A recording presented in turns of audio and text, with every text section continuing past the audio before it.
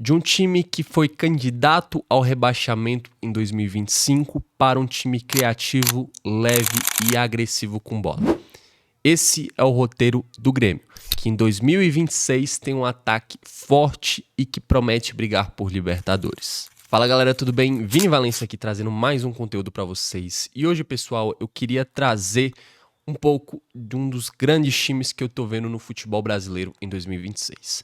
É fato que o Grêmio mudou muito com o Luiz Castro, ele vem mudando muito a forma de jogar do Imortal Tricolor e hoje a gente vai mostrar alguns dos segredos. Primeiro de tudo, a gente tem que entender o cenário que o Grêmio vivia nos últimos anos, de um time com jogadores muito experientes, ídolos que ficaram muito tempo no time e que muitas vezes não tinha uma construção diferente daquilo que estava enraizado. Quando a gente via um novo treinador chegar no Grêmio, ele tinha pouca autonomia e vivia muito daquilo que outros treinadores já haviam criado. Quando a gente olha para a chegada do Luiz Castro, o Luiz Castro é um treinador que é muito conhecido por ser um cara de mudar projetos. Quando a gente olha para o Botafogo, que chega na glória eterna ganhando a Libertadores, o primeiro treinador que chega e coloca as cartas na mesa é o Luiz Castro, fazendo um trabalho muito bem feito, resgatando uma cultura de jogo e moldando muito do que seria o Botafogo.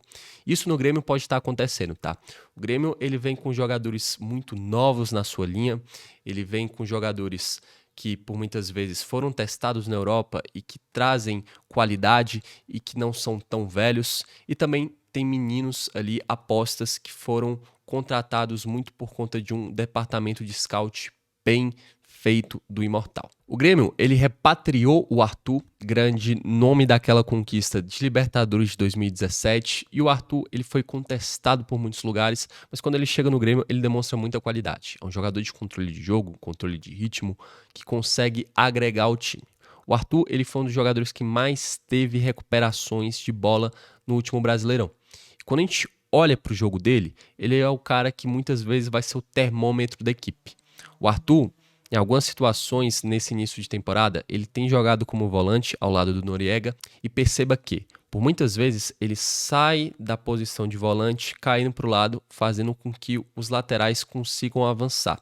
E o Arthur que vai distribuir a bola pelo lado direito, pelo lado esquerdo ou até em situações de progressão ou de recuar para pensar melhor a jogada. Ele é o cara mais cerebral da equipe. E sem o Arthur, é fato que o Grêmio muda de figura. A segunda repatriação muito interessante é o Carlos Vinícius, um atacante que tem um perfil muito interessante e que agrega demais ao time. É um cara forte fisicamente, de muita explosão e de muita qualidade. Quando a gente pega o Carlos Vinícius, ele tem muita força no duelo e ele tem muitos gols. Isso porque a taxa de finalizações dele para o gol é muito alto. É muito difícil a gente ver uma situação do Carlos Vinícius em que ele finaliza e não vai ao gol. E até em situações muito difíceis. Olha nesse lance, por exemplo. Em 2 segundos, ele vai virar essa situação para ser uma finalização de muito perigo.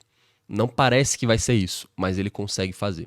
Um jogador que tira cartas da manga para finalizar. Aquele 9 à moda antiga e também com recursos do futebol moderno. Um grande jogador que tem feito muitos gols. Em 22 jogos pelo Grêmio já são 3 hat-tricks. Uma marca muito interessante e que a gente vai ver se desenvolver ao longo da temporada. E antes de eu falar o terceiro nome, já não se esquece de se inscrever e deixar o like. Isso ajuda muito. Eu tô tentando trazer um ritmo de postagens aqui. E se você se inscrever e deixar o seu like, isso me ajuda muito a continuar. É isso, vamos pro vídeo. E o terceiro nome é o TT, jogador da base do Grêmio que foi pouco aproveitado no momento de saída. Depois de algumas passagens por vários países da Europa, ele chega no Brasil. É um extremo totalmente desequilibrante, que vai para cima de bom contra um. É o ponta brasileiro, um cara de muito recurso e que vai ajudar muito o Grêmio, principalmente em jogos fechados. Agora vamos pro que realmente importa. Qual a característica desse time do Grêmio? Primeira coisa, apesar da qualidade técnica dos jogadores, é um time muito aguerrido. A gente vai ver em diversas situações em que o time busca uma bola longa e que tem o controle da segunda bola. Então, por muitas vezes, o Wagner Leonardo, o Everton ou outros jogadores que estão na base da jogada vão procurar uma bola longa.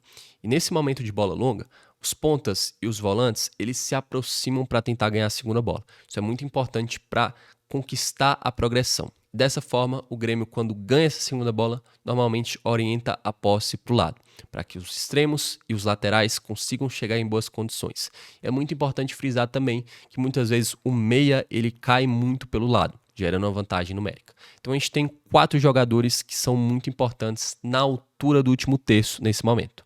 O Carlos Vinícius, o atacante, os 2 pontas, um de cada lado, e o meia que normalmente ele cai para o lado que a bola está. São os 4 jogadores que fazem essa entrada muito rápido no último terço, característica do time do Grêmio. Se a gente pega muito dos gols, a gente vê que são poucos jogadores, mas correndo em direção à profundidade e com muita qualidade. E aí a gente vê a importância também do estilo de jogo. Quando a gente pega os jogadores que estão no ataque do Grêmio, a gente vê que eles combinam muito com o que o Luiz Castro quer. São jogadores fortes, rápidos e de definição rápida. Amuzu, TT e Carlos Vinícius. 3 jogadores que correm muito bem para frente e precisam de pouco para finalizar. Trinca muito interessante e que vai render muitos frutos para o Grêmio. Também vai existir uma variação bem interessante para aqueles jogos mais fechados. A gente viu isso muito contra o Fluminense.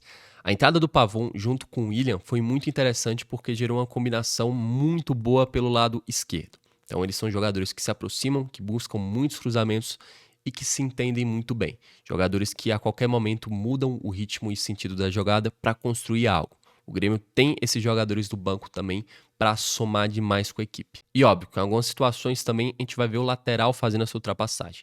Então, o João Pedro, um lateral direito com ultrapassagem, tanto por fora quanto por dentro, que combina muito bem com o TT.